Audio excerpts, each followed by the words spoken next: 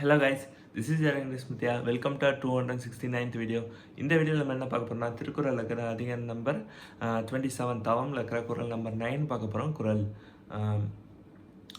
கூற்றம் குதித்தலும் கைகூடும் நோற்றலின் ஆற்றல் தலைப்பட்டவருக்கு. இதோட பொருள் என்னென்னா, தன்னுடைய தவத்தின் மூலமாக கிடைக்கக்கூடிய இந்த ஆன்மீக ஆற்றல்னு சொல்லலாம், ஆற்றல்னு சொல்லலாம். என்னென்னா மன வலிமை, ஓகே, மன உறுதி, கான்ஃபிடென்ஸ், செல்ஃப் கான்ஃபிடென்ஸ், அதெல்லாம் ஓகேவா.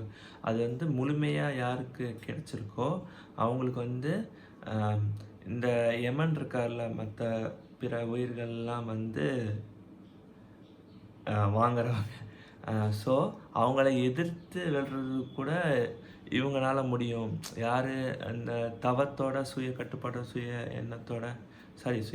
சுய ஒழுக்கத்தோட வாழ்கிறாங்கள அவங்களுக்கு யமனையே எதிர்க்கிற சக்தி கூட கைகூடும் அப்படின்னு சொல்கிறாங்க, ஓகேவா.